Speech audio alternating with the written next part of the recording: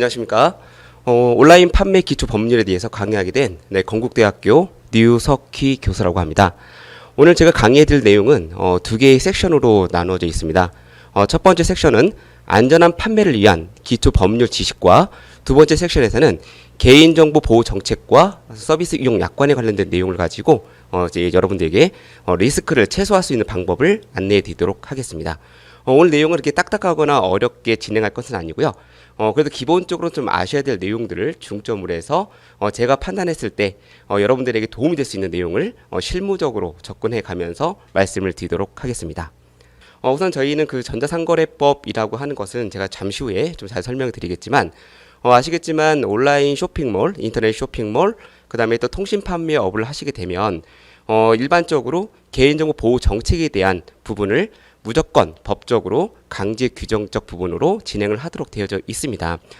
우선 개인정보 보호 정책에 관련된 내용으로요.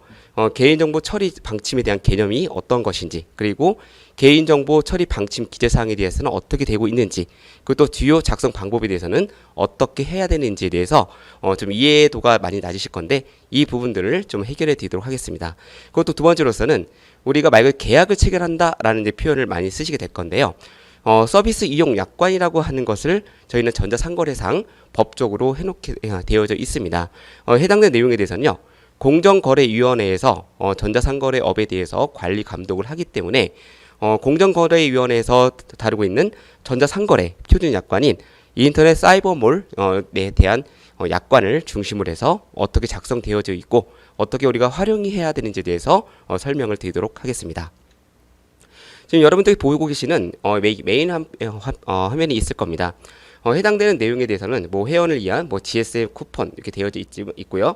그 밑에 부분에 보시면은 주황색으로 회사 소개가 있고 이용 약관이 있고 개인정보 처리 방침, 그 다음에 제휴 입점 등등의 내용이 써 있게 되는데요. 말 그대로 우리가 전자상거래업을 하게 된다고 했을 경우에는 홈페이지 상에 개인정보 처리 방침이라고 하는 것과 서비스 이용 약관이라고 하는 이 두 가지에 대한 내용을 의무적으로 규정화하고 있다는 점을 기억해 두시면 좋을 것 같습니다. 특히나 이 해당되는 내용에 대해서 지금 주황색에 보시게 되면 사업자는 어디가 있고 그 다음에 대표이사는 어떻게 되고 사업자 등록번호는 또 어떻게 돼 있고 거기에 따른 주소는 또 어떻게 돼 있으며 또 통신 판매 신고라고 해서 18-311372 이게 번호 써 있죠. 그리고 개인정보 보호 책임자라고 하는 부분들 이런 내용들이 정리가 좀 되어져 있는데요. 해당되는 이 내용에 대한 부분은 저희가 전자상거래법상 그리고 개인정보 보호에 관련되는 법률상에 진행을 하도록 규정하고 있다라는 것입니다. 자, 이 부분들을 조금 머릿속에 기억을 해 두시면서 제가 이제 설명드린 내용들을 같이 참고해서 보시면 상당히 쉬운 이해가 될 수 있다고 생각을 합니다. 자, 우선 개인정보 보호 정책에 대해서 설명을 드리도록 하겠습니다. 우선 개인정보 처리 방침이라고 표현하는 것은요. 개인정보 처리자의 개인정보 처리 기준과 보호 조치 등을 개인정보보호법에 따라서 기재사항을 포함해서 문서하는 것을 말하고 있습니다. 과거에는 정보 방침에 관련되는 내용에 따라서요.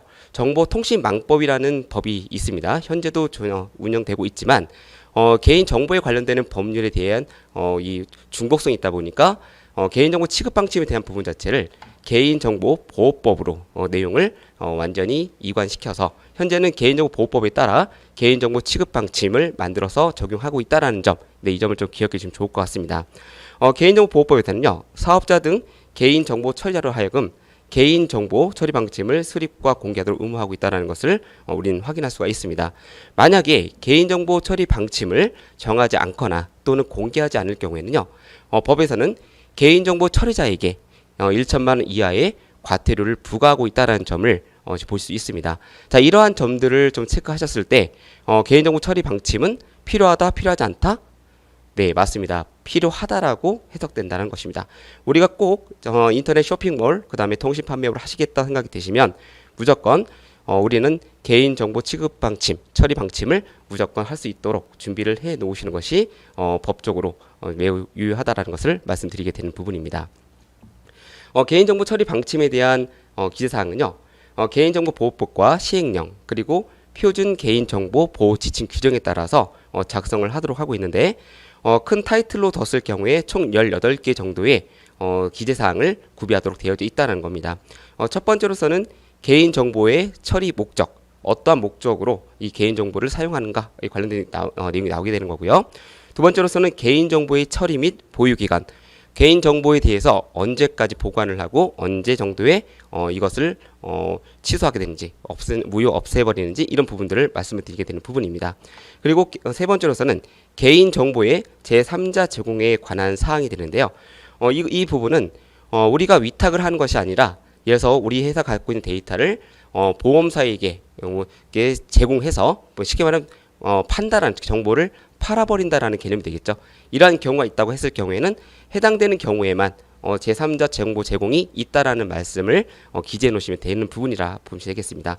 그리고 또 개인정보의 파기 절차 및 파기 방법에 대해서 어떻게 하는가, 우리는 언제까지 개인정보에 대해서 사용을 하고 그 위에는 어떠한 절차에 의해서 파기를 하거나 또는 이 파기를 어떻게 하겠다라는 집중적 방법을 제시하기도 한다는 부분이 있습니다. 자, 그리고 개인정보 처리의 위탁에 관한 사항에 대해서는요, 우리가 홈쇼핑을 운영한다거나 인터넷 쇼핑몰을 운영했을 경우에 우리가 결제 시스템은 또 누구한테, 예를 들어서 이니시스한테 위탁을 준다, 우리의 정보를 위탁해서 넘긴다라는 표현을 썼을 때는 말 그대로 위탁에 관련되는 누구누구에게 어떤 정보를 제공한다는 내용을 제시하기도 하는 겁니다. 또한 만약에 우리가 택배를 배송을 위해서 택배를 사용한다 했을 때는 우리와 계약을 맺은 CJ라든가 현대 등이 있다면 해당되는 택배 회사에 대해서도 어떠한 정보를 어떻게 제공한다라는 내용에 대해서 기재를 하도록 기준을 두고 있다라는 것입니다. 그리고 또 여섯 번째로서는 정보 주체와 법정 대리인의 권리 의무 그리고 행사 방법에 관한 사항을 기재하도록 되어져 있는 부분이고요. 그다음 일곱 번째로서는 개인정보 보호 책임자의 성명과 개인정보 보호 업무 및 관련 고충 사항에 대해서 어떠한 처리를 어떻게 어떤 부서에서 하는지 이러한 내용들을 집중적으로 좀 제시할 수 있는 명함, 책임자에 대한 이름과 그다음에 전화번호를 제시를 하도록 되어져 있는 부분입니다. 아까 제가 메인 화면에서 보여드렸던 내용과 같이 책임자에 대한 부분과 연락처에 대한 부분 자체를 제시하고 있는 것, 이걸 확인하셨을 겁니다. 여덟 번째로서는 인터넷 접속 정보, 파일 등 개인 정보 등을 자동으로 수집하는 장치의 설치와 운영, 그리고 또 그 거부에 관한 사항에 대해서는 어떻게 하고 있는지, 이것은 우리가 쉽게 말해서 철회권에 관련되는 부위라 보시면 되는 겁니다. 우리 정보를 고객이 나는 이거 더 이상 너희들이 수집할 수 없도록 철회해 주세요라고 하면 이에 대해서 어떻게 우리가 조치를 해줄 것인지 이런 내용들을 작성하게 되는 부분인데, 해당되는 내용에 대해서도 해당되는 경우에만 정함을 두고 있습니다. 그리고 처리하는 개인정보의 항목에 대해서 어떤 항목, 예를 들어서 성명이나 주소, 연락처 등 실제 모으고 있는, 취합하고 있는 개인 정보에 대한 항목에 대해서 제시를 하게끔 되어져 있는 부분이 되겠습니다.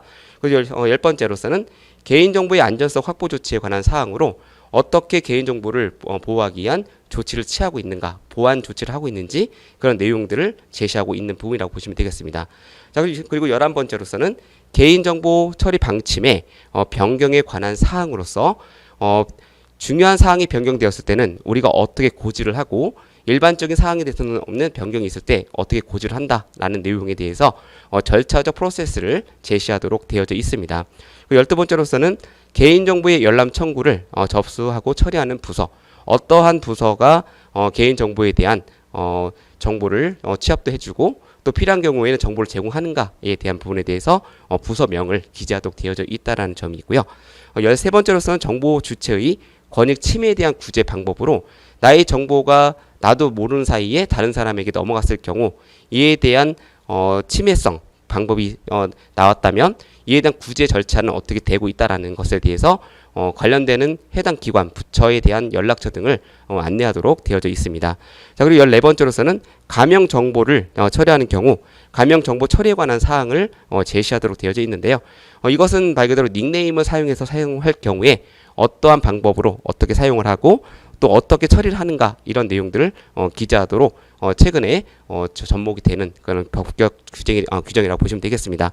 자, 15번째로서는 국내 대리인을 지정해서 사용했을 경우에 우리 정보 처리하는 부분에 대한 부분을 어떤 회사가 어떤 대리인이 우리의 일을 대신하고 있는지 이 부분들을 제시하도록 되어져 있고요.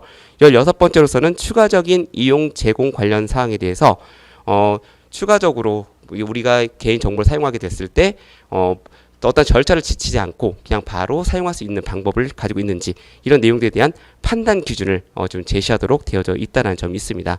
그리고 17번째로서는 영상 정보 처리 기기 운영에 관련되는 사항에 대해서 제시를 하도록 되어 있고요. 영상 정보 처리 기기에 관련된 사안은 알고 계시는 것처럼 CCTV 아니면 캠을 통해서 고객의 얼굴을 확인하게 되는 절차 이런 부분들에 대해서 어떻게 처리하는가 이런 내용들을 제시하도록 하는 규정이라고 보시면 될 것 같고요. 마지막 18번째로서는 그 밖에 개인정보 처리자가 개인정보 처리 기준 및 보호 조치에 관한 자율적으로 개인정보를 어떻게 운영할 것인지 포함한 내용에 대해서 기타 회사가 별도로 운영될 수 있는 사안에 대한 기본적 내용들을 좀 추가적으로 제시할 수 있도록 법적 근거를 기재사항으로 두고 있다라는 점, 이 점을 말씀드릴 수 있을 것 같습니다. 네, 개인정보 처리 방침에 대한 공개 방법은요. 우선은 개인정보 처리자의 인터넷 홈페이지를 통해서 지속적인 게재를 하도록 규정하고 있다는 점입니다. 하지만 홈페이지에 게재할 수 없는 경우가 발생하기도 합니다. 이 경우에는 개인정보 처리자의 사무소 등의 보기 쉬운 장소에서 언제든지 열람 복사할 수 있도록 게시를 해놓도록 되어져 있고요. 또 간행물이나 소식지, 홍보지, 그다음에 또 청구서 등에도 지속적 게재를 하도록 되어져 있습니다. 그리고 또한 개인정보 처리자가 사무소가 있는 지역을 주된 보급 지역으로 하는 경우에는 일간 신문 등에 게재를 하도록 되어져 있고요. 재화 용역 제공을 위한 개인정보 처리자와 정부 주체가 작성한 계약서 등에 실어서 정부 주체에게 발급하는 방법으로도 활용할 수 있다라고 되어져 있습니다. 주의사항으로서는 반드시 개인정보 처리 방침 명칭을 사용을 해야 되고요. 글자 크기, 색상 등을 좀 활용해서 다른 고지사항과 좀 구분이 될 수 있도록 조치를 해줘야 된다는 부분입니다. 예를 들자면 글자 크기가 다른 서비스 이용 약관보다 1포인트가 더 커진다던가 아니면은 빨간색으로 표시를 해서 개인정보 취급 방침을 쉽게 확인할 수 있도록 하는 그런 절차적 요소를 얘기하는 것이다 라고 이해해 주시면 될 것 같습니다. 네, 개인정보 보호 정책 관련된 내용에 대해서 이제 좀 저희가 처리 방침에 대해서 어떻게 작성하는지에 대해서 좀 내용 샘플에 대한 부분을 가지고 설명을 좀 드리도록 하겠습니다. 자, 우선은 개인정보 처리자명은 우리 상호명이 되는 부분이겠죠. 개인정보보호법에 따라서 정보 주체의 개인정보를 보호하고 이에 대한 고충에 대해서 신속 원활하게 처리할 수 있는 것을 수립하고 저희는 공개한다라는 내용으로 서문을 내고 있습니다. 해당되는 내용에 대해서는 개인정보 처리 방침에 대한 가이드라인을 제시하고 있습니다. 그 해당되는 내용들을 가지고 지금 제가 내용을 설명드리는 부분이라고 이해를 하시면 될 것 같고요. 서문에 대한 내용들은 대부분 이렇게 대동소이하게 내용을 작성하고 있는 것이 일반적인 사안이라고 말씀드릴 수가 있을 것 같습니다.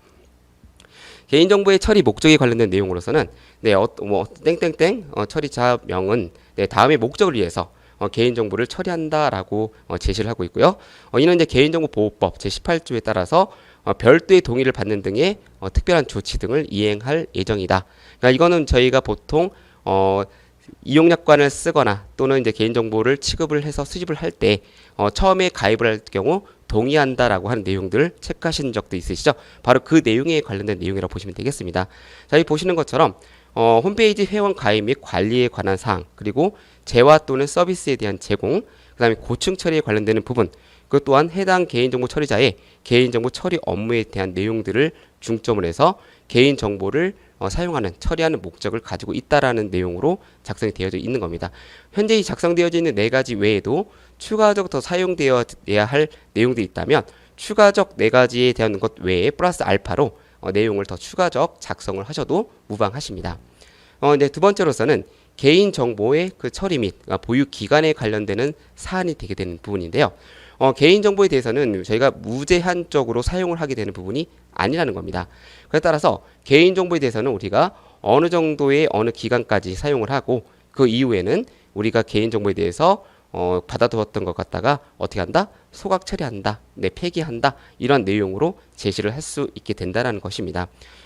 해당된 내용에 이제 보셨을 경우에 우선 첫 번째로서는 각각의 개인정보 처리와 보유 기관에 대해서 좀 정의를 하게끔 되어져 있는데요. 홈페이지 회원 가입 및 관리에 대한 부분에 대해서는 말 그대로 사업자의 단체 홈페이지가 없어질 때까지, 즉 탈퇴할 때까지 지속적으로 유지를 할 수 있도록 되어져 있는 부분이고요. 다만 아래에 그 사항이 있을 경우에는 사업 종료 시까지 사용할 수 있도록 제한을 하고 있다는 겁니다. 해당되는 내용으로서는 관련 법률에 대한 위반으로 인해서 수사 조사 등이 있을 경우에는 수사가 종료될 때까지는 무조건 보관을 해두고 사용할 수 있도록 하고 있다는 점이고요. 홈페이지 이용에 따른 채권 채무 관계가 존재할 경우, 남아있는 경우에는 채권 채무에 대한 정산이 완료될 때까지 해당되는 정보를 보관하고 유지하는 절차를 가지고 있다라고 해석될 수가 있는 겁니다.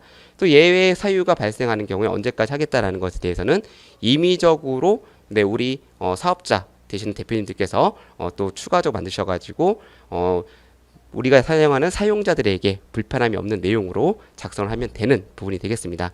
또한 두 번째로서는 재화 또는 서비스 제공에 관련되는 부분 또한 재화와 서비스 공급 완료 그리고 또 요금 결제와 정산이 완료될 때까지 정보에 대해서 수집을 하고 보관해 둔다라는 부분이 되게 되고요. 지금 밑에 나와 있는 내용들은 상당히 중요한 내용이라고 보시면 되겠습니다. 전자상거래 등에서의 소비자 보호에 관한 법률에 따라서 표시 광고, 즉 우리가 제품을 올려서 표시를 하고 광고를 하는 내용에 대한 부분에 대해서는요. 6개월 동안의 기록 유지를 해야 되는 부분이 발생을 하는 것이고 계약 또는 청약 철회, 대금 결제와 재화 등의 공급 기록은 5년 동안 관리 보관을 하도록 되어져 있습니다. 그리고 또 소비자 불만 또는 분쟁 사항이 발생했을 경우에는 그 기록에 대해서는 3년간 보관을 해 두도록 정확하게 규정을 두고 있는 거고요. 해당되는 이 기간이 지나고 나면은 해당되는 자료에 대해서는 위에 있는 종료가 되기 전이고 분쟁에 대한 소유가 없다면 그때는 소각을 해도 된다라는 말씀을 드릴 수 있을 것 같습니다. 자, 또한 두 번째로 통신비밀보호법에 따라서는요. 통지사실 확인 자료에 대한 보관을 하도록 되어져 있는데 가입자의 그 정기 통신 일자 그리고 또 개시와 종료 시간 그다음에 상대방의 가입자 번호 그다음에 사용 도수 등에 대해서는 1년 정도 자료 보관을 해야 되고요. 컴퓨터 통신과 인터넷 노급 기록 자료 그다음에 접속지 추적 자료에 관련된 부분에 대해서는 3개월 동안 보유를 의무적으로 해야 된다는 점을 말씀드릴 수 있을 것 같습니다. 네, 다음은요. 개인정보의 제3자 제공에 관한 사항이고요. 이 부분에 대해서는 앞서 설명드렸던 것 같이 우리가 다른 사람에게 고객의 정보를 판매하거나 사용하도록 저희가 좀 무상으로 임대를 했을 때 이런 경우에 좀 작성을 하도록 되어져 있는데 해당되는 사항이 없을 경우에는 해당 내용을 없음이라고 해당 없음 이렇게 써도 되는 겁니다. 예를 들어서 제3자에 대한 정보 제공에 대한 부분 자체는 아래 이제 보시는 것처럼 땡땡땡 신용카드사를 통해 가지고 업무 제휴를 위해서 진행을 했다. 그러면 개인 정보를 제공받는 카드사는 어딘가를 제시하도록 되어 있고요. 해당되는 이 정보는 어떠한 이용 목적으로 사용을 하게 되는지에 대해서 작성을 하도록 또 되어 있는 겁니다. 그리고 제공하는 개인정보의 항목은 이름과 주소, 전화번호 등 어떠한 정보를 제공하는지에 대해서 합의된 내용을 우리가 기재하도록 되어져 있다라는 부분이 되는 겁니다.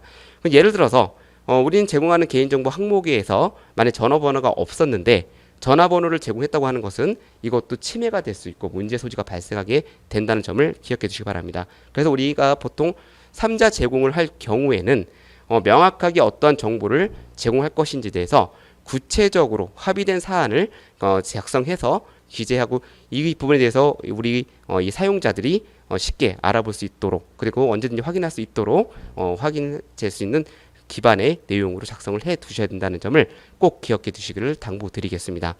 네, 이런 부분으로 이제 3자 정보 제공에 대한 내용을 작성을 하도록 되어져 있다는 점을 체크하시면 좋을 것 같고요. 개인정보의 위탁에 관한 사항에 대한 부분은 앞서 설명드렸던 것 같이 우리가 우리 일을 대신해서 해주는 업체를 이야기하게 되는 겁니다. 콜센터가 필요하다. 근데 우리가 직접 연락을 가지고 취할 수 없는 부분이 있다 보니 어떤 컨택센터를 통해서 우리가 위탁을 제공한다라는 부분을 작성하게 되는 거고요. 위탁하는 업무에 대한 내용에 대해서는 고객 응대와 또 부서 안내 등에 대한 내용들을 할 수 있도록 진행하고 있다라는 이런 내용들을 여러분들께서도 작성을 해주셔야 되는 것이 필요합니다. 즉 위탁에 관련된 부분 자체는 우리가 서버 관리를 하는 것, 그 다음에 전화 상담을 하는 것, AS를 하는 것, 그 다음에 택배를 누가 어떻게 보내주는 것인가에 대한 부분에 대한 것들 이런 우리가 가지고 있는 고객의 정보를 위탁을 주는 업체에 대해서는 다 이런 식으로 나열을 해 주셔야 되는 부분이 되는 것이고요. 만약 여기 내용에 빠져 있는 행위가 있을 경우에는 이것 또한 저희가 위법행위라고 볼 수가 있다는 점을 좀 기억해 두시길 바랍니다. 네, 다음은 처리하는 개인정보 항목에 대한 내용으로서 고객의 어떠한 정보를 우리가 수집을 하고 어떻게 활용하게 되는 것인지 어떤 항목을 개인정보에 대한 항목을 명확하게 좀 기준을 두고 제시를 해야 된다는 점이 필요하다는 점입니다. 자, 그래서 보시면 홈페이지 회원 가입에 관련된 부분에 있어서는 성명과 생년월일, 아이디, 비밀번호, 주소, 전화번호 등등등 우리 홈페이지의 회원으로서 이 필수 조건으로 좀 제공해야 되는 부분에 대한 내용들을 좀 작성하게 된 부분이고요. 특히 지금은 생년월일 정도까지는 받을 수 있지만 주민등록번호에 대한 부분 자체는 네, 현재 수집을 할 수 없도록 규정하고 있다는 점을 꼭 기억해 두시길 바랍니다. 자, 그리고 선택 항목으로서는 결혼을 했는지 관심 분야가 무엇인지에 대해서 이거는 필수가 아닌 선택 사항으로 지금 제시를 할 수 있도록 하고 있습니다.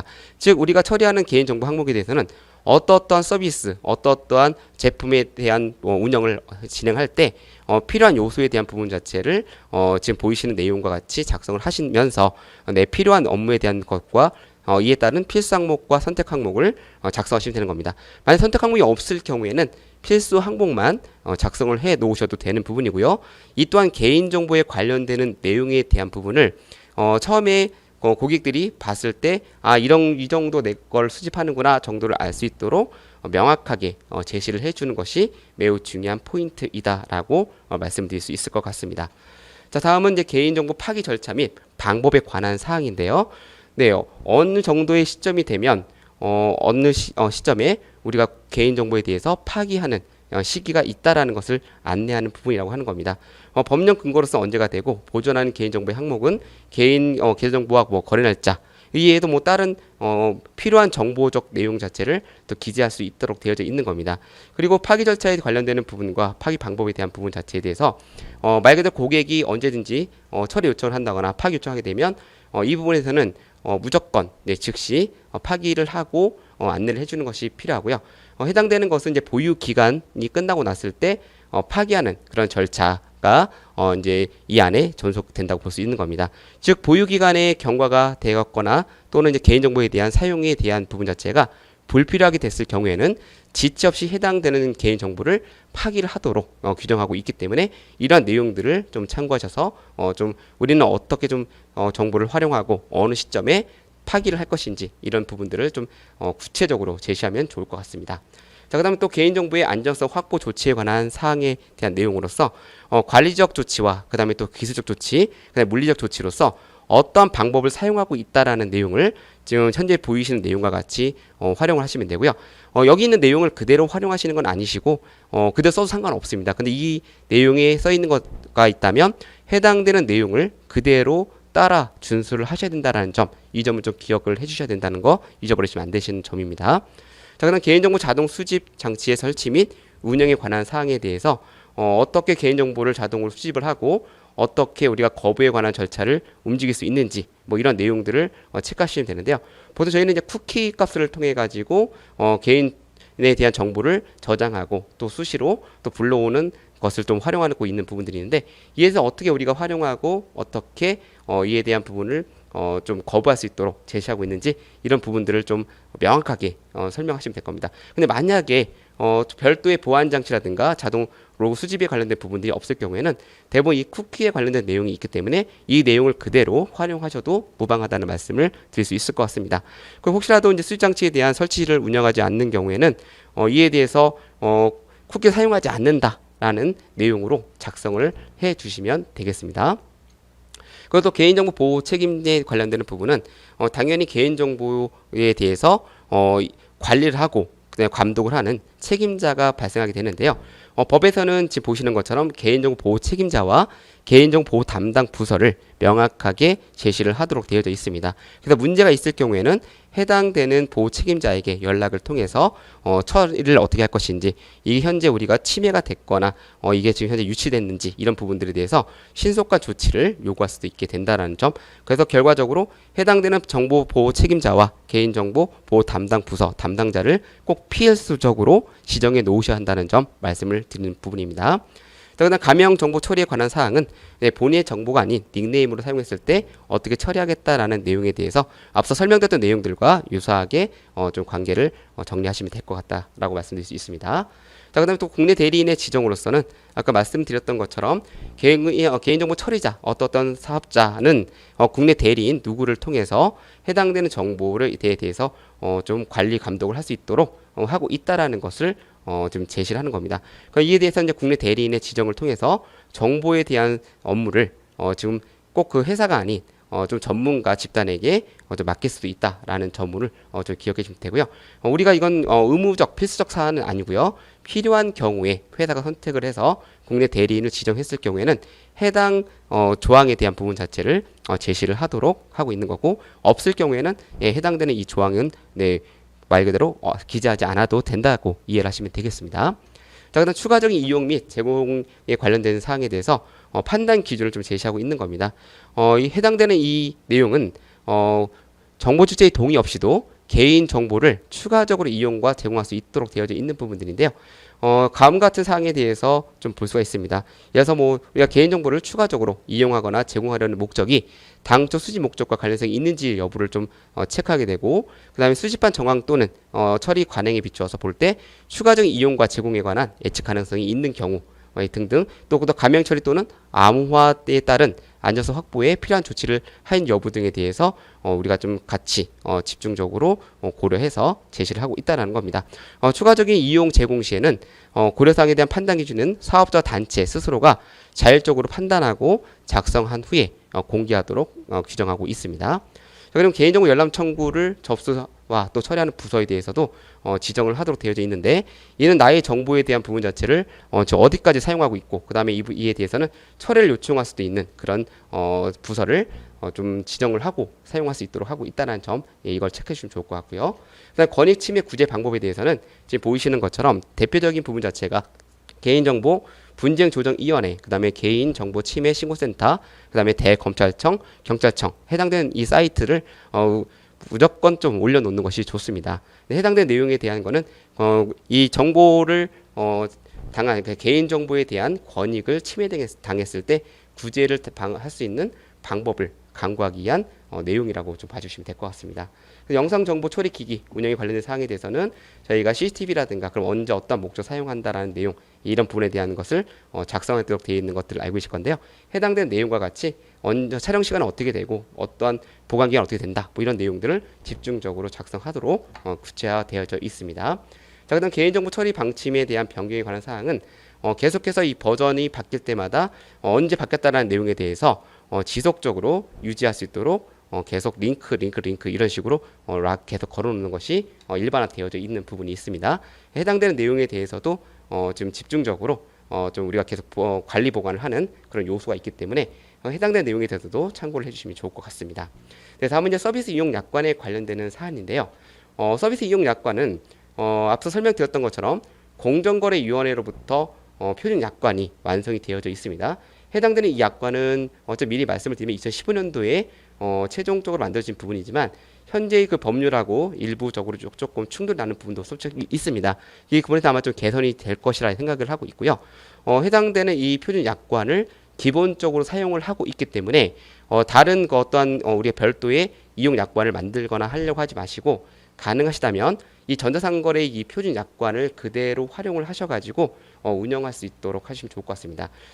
기본적인 내용으로서 목적이 관련된 사안이 있고요. 그 다음에 정의적 부분으로서는 몰이라는 부분 자체가 어떤 게 있는지 그런 부분도 찾을 수 있고, 그 다음에 또 서비스 제공 및 변경에 관한 사항에 대해서는 어떻게 우리가 업무를 수행하고 있고 어떤 경우에 변경 절차는 어떻게 진행한다라는 내용을 기재하도록 되어져 있습니다. 그리고 서비스 중단을 할 경우에는 어떠한 절차를 가지고 어떻게 좀 제시를 해야 되는지, 어떠한 또 보수 점검을 할 경우에는 일시적으로 저희가 중단할 수 있다라는 이런 내용들을 좀 기재하도록 표준화를 시켜놓은 겁니다. 그리고 또 회원 가입에 대한 부분 자체 절차는 어떻게 되고 있는지, 그리고 또 회원 탈퇴에 관련되는 부분 자체는 또 어떠한 부분에 있어서 가능한 것인지, 말 그대로 회원이 침해성을 했거나 또 위반적인 위법 행위를 했을 경우에는 이에 대해서 우리가 또 회원에 대한 탈퇴 행위를 할 수 있도록 좀 기준적 근거를 남겨놓고 있다고 볼 수가 있습니다. 또 회원에 대한 통지는 또 우리가 어떻게 진행을 하고 있고, 구매 신청 및 개인정보 제공 동의에 대한 부분은 또 어떻게 하며 또 계약에 대한 성립 부분은 또 어떻게 이루어지고 있고 지급에 대한 절차, 방법은 또 어떻게 운영되고 있는지에 대한 내용들을 제시하고 있습니다.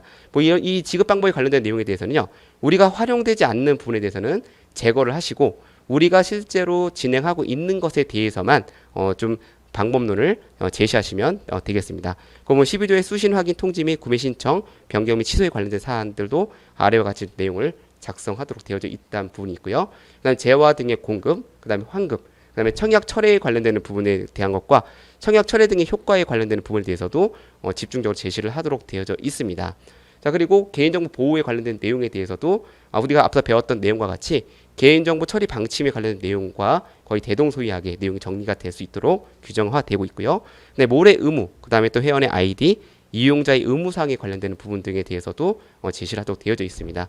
그리고 또 우리가 저작권의 귀속과 이용 제한에 대한 부분, 또 분쟁 해결에 관련되는 부분과 또 재판이 분쟁이 발생했을 때 재판권과 준거법에 대한 부분 자체는 어떻게 활용이 되어지고 있는지에 대한 부분까지도 일목요연하게 소비자와 그다음에 또 우리 사업자 간의 문제 해결을 위한 방법론을 제시하기 위해서 이 해당되는 이용 약관을 사용하게끔 되어져 있다라는 것을 볼 수 있습니다. 해당되는 이 이용 약관에 관련되는 부분은요, 공정거래위원회 사이트에서 약관의 좀 내용을 찾아보시면은 쉽게 저희가 좀 볼 수 있는 부분이 있습니다. 네, 첫 번째 시간은 여기서 마무리하도록 하겠습니다. 네, 수고하셨습니다.